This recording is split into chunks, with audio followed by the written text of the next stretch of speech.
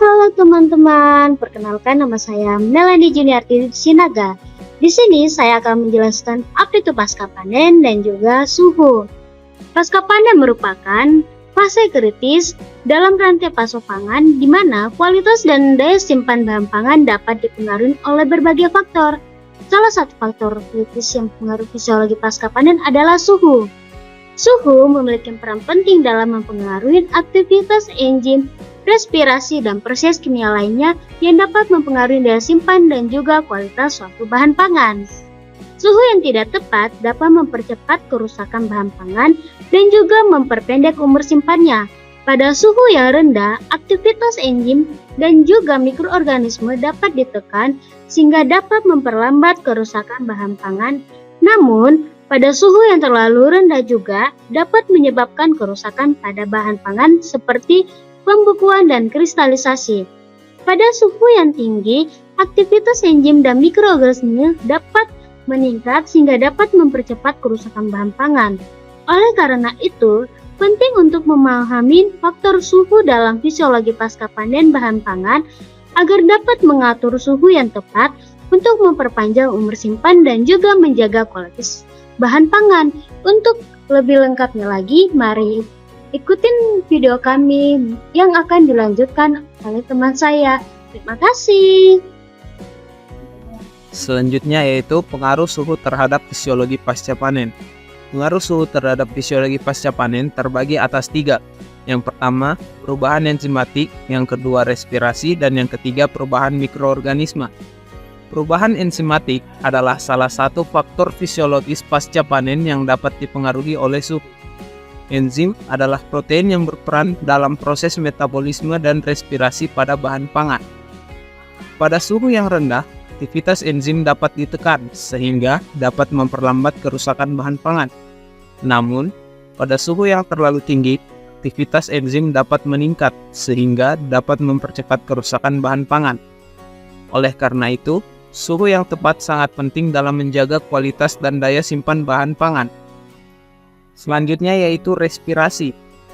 Suhu mempengaruhi proses respirasi pada bahan pangan pasca panen. Pada suhu yang rendah, laju respirasi bahan pangan akan melambat, sehingga dapat memperlambat kerusakan. Sebaliknya, pada suhu yang tinggi, laju respirasi akan meningkat, yang dapat mempercepat kerusakan bahan pangan. Yang terakhir yaitu perubahan mikroorganisme. Suhu juga mempengaruhi perubahan mikroorganisme pada bahan pangan pasca panen. Pertumbuhan mikroorganisme pada bahan pangan dapat ditekan pada suhu yang rendah. Sementara pada suhu yang tinggi, pertumbuhan mikroorganisme dapat meningkat sehingga mempercepat kerusakan bahan pangan. Sekian dari saya, terima kasih.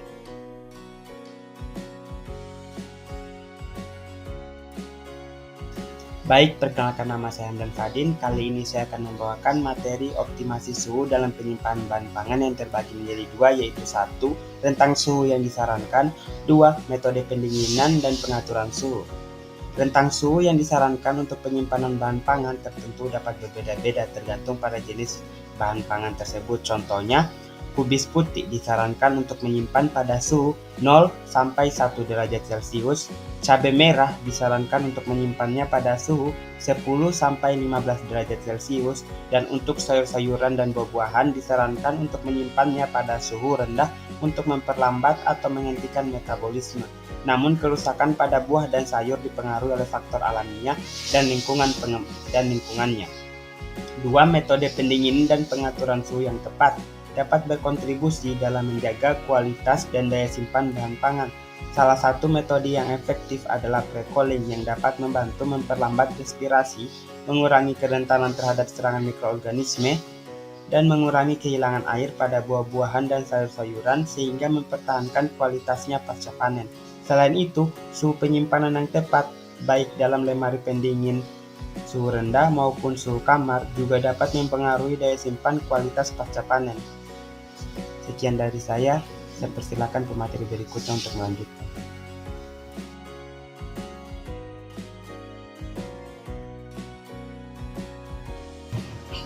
Metode optimasi suhu terbagi menjadi 3, yaitu metode pre-cooling, monitoring suhu dan gas, dan perlakuan balancing.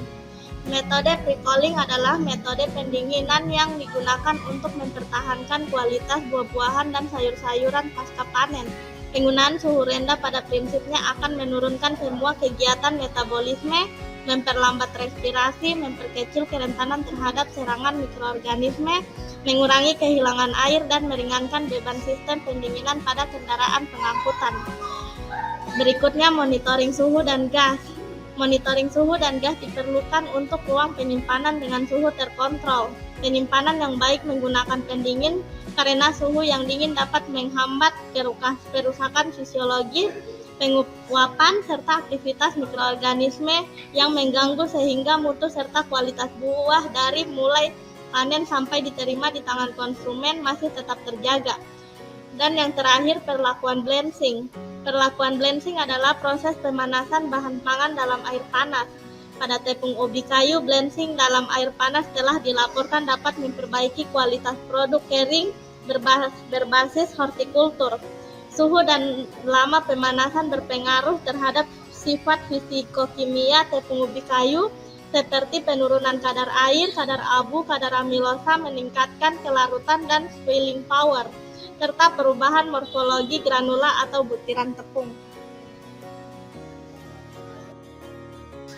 Langsung saja kesimpulan dari materi ini yaitu, dalam konteks fisiologi pasca panen bahan pangan, suhu menjadi faktor kritis yang mempengaruhi kualitas dan daya tahan bahan pangan. Suhu yang tepat dapat memperlambat kerusakan dengan menekan aktivitas enzim, respirasi, dan pertumbuhan mikroorganisme sehingga memperpanjang umur simpan. Sebaliknya, suhu yang tidak tepat dapat mempercepat kerusakan baik melalui pembekuan dan kristalisasi pada suhu rendah maupun peningkatan aktivitas enzim dan mikroorganisme pada suhu tinggi. Pengaturan suhu penyimpanan yang sesuai, metode pendinginan, dan penerapan teknik seperti pre-cooling menjadi kunci dalam menjaga kualitas pasca panen. Studi kasus mengenai cabai merah dan umbi kentang menunjukkan bahwa pengaruh suhu dapat diaplikasikan secara konkret untuk memperpanjang masa simpan dan mempertahankan kualitas bahan pangan. Oleh karena itu, pemahaman mendalam terhadap faktor suhu dan dalam fisiologi pasca panen sangat penting untuk optimalisasi penyimpanan dan pengolahan bahan pangan.